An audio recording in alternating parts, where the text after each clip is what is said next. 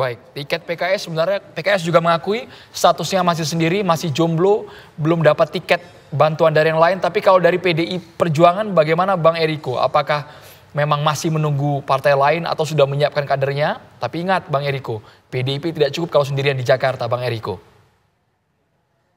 Memang cara Andromeda ini menyampaikan, walaupun dasimu itu merah seperti baju saya ini, tapi bahasa-bahasa orang politik yang kamu pakai itu Andromeda, bukan lagi bahasa apa namanya media ini. Memang udah lebih paham politik Andromeda dibandingkan orang politik sendiri. Simpel saja sebenarnya Andro dan seluruh pemirsa yang ada di manapun Anda berada, bahwa mau maju pilkada harus cukup kursi, itu realita yang nyata, itu tidak bisa dipungkiri. Dan kami menyadari sepenuhnya, sama seperti tadi Kang Pipin dari PKS juga tidak mungkin maju sendiri karena dibutuhkan 22 kursi, kami ada 15, kalau PKS ada 18, kurang 7 kursi. Tetapi tentu kami berusaha dengan sungguh-sungguh, dan selama ini kami menjalin komunikasi dengan baik dengan PKB, ya dengan PKS juga kita sering bicara, dengan Nasdem juga, dan ini terbukti tadi kan sudah ada disiarkan juga di TV One bahwa sekjen kami ada di Pekanbaru yang diambil kameranya tadi waktu ada acara konsolidasi di Pekanbaru, di mana kami bersama PKB di Provinsi Riau. Itu kenyataan yang ada, artinya bahwa PKB menyambut baik kerjasama yang sudah kita lakukan selama ini di banyak daerah, di provinsi maupun juga di kota kabupaten. Jadi apakah mungkin kami bersama-sama dengan katakan PKB, PKS, dan Nasdem? Sangat mungkin. Tapi apakah mungkin juga Andromeda, ini menjawab Andromeda juga, apakah mungkin juga pihak yang mengklaim bisa mengambil semua dan kemudian menghadapi kotak kosong? Mungkin juga, bukan tidak mungkin. Karena kenapa? Kami harus jujur. Kalau hanya kami sendiri tidak mungkin kami bisa maju menetapkan. Tapi saya mau mengingatkan kita di sini juga, Bung Andromeda dan seluruh pemirsa yang ada, beda dengan pemilihan presiden, konsekuensi daripada tidak adanya calon, karena calon yang kita lakukan ini tidak didukung oleh partai lain, tidak ada. Itu di PKPU sudah jelas, di PKPU ke-8, nomor 8, itu disampaikan seperti itu. Itu juga perlu saya ingatkan di sini, itu satu.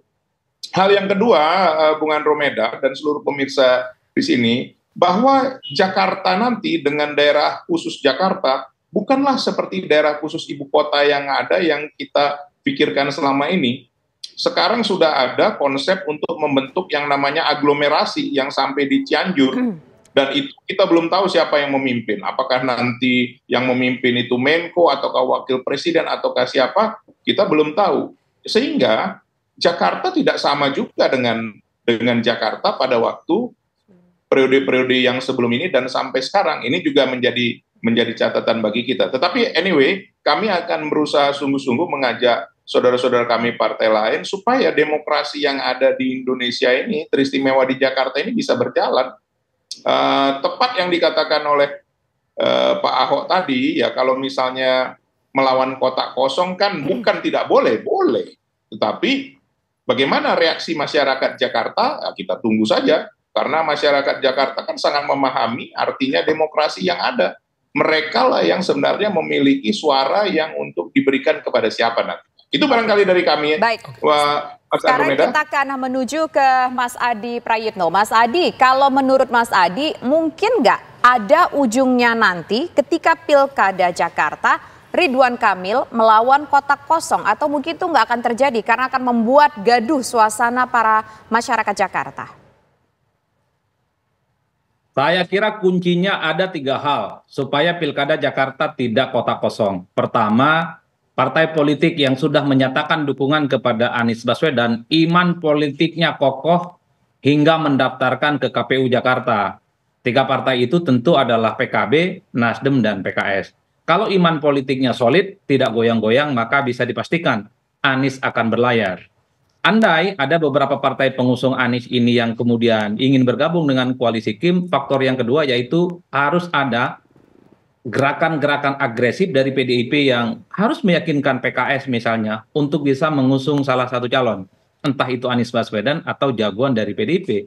Tanpa itu semua, maka Ridwan Kamil yang kemungkinan akan diusung oleh Kim memang ini sangat potensial akan melawan kotak kosong. Faktor yang ketiga adalah tentu kita berharap verifikasi faktual calon independen yang per hari ini juga sedang diproses di KPU, yaitu Pak Darmakun, ya kita juga berharap nanti semoga lolos, dan kalaupun toh nanti semua partai non-Kim ini bergabung menjadi Kim Plus, maka kotak kosong bisa dihindari. Itu artinya apa? Jagoan dari Kim, sebut saja misalnya Pak Ridwan Kamil, akan berhadapan dengan calon independen.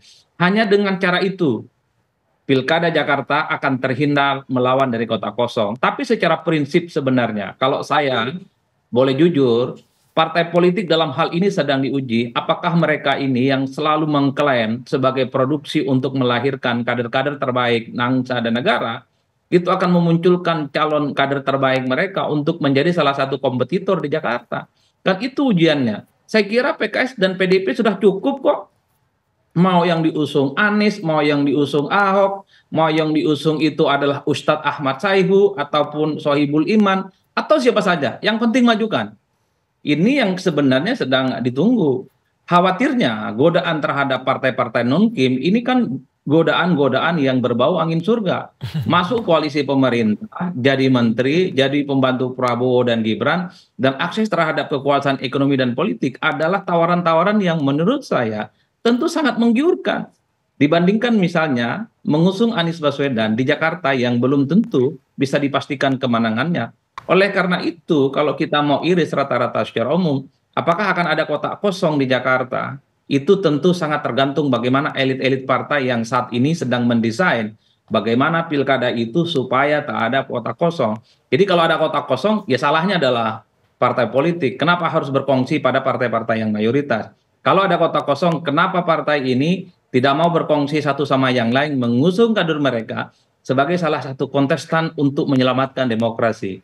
Dan kita semua layak untuk meratapi demokrasi kita, andai di Jakarta itu terjadi pilkada melawan kotak kosong, apapun judulnya. Jakarta itu adalah epicentrum yang selalu jadi tolak ukur, selalu jadi contoh di mana pilkada-pilkada serentak di seluruh Indonesia itu revestunya dan menganggap pilkada Jakarta adalah contoh yang sangat layak untuk disaksikan. Tapi kalau kemudian di Jakarta ini melawan kotak kosong, ini bagi saya satu kemunduran demokrasi yang cukup kita harus ratapi bersama. Baik, kita langsung ke Kang Pipin. Apakah memang harga mati PKS tawarannya harus ada wakil dari PKS gabung sama Anies sehingga dapat tiketnya? Tapi kalau itu tidak ada opsi sama sekali, apakah PKS mau gabung sama Kim?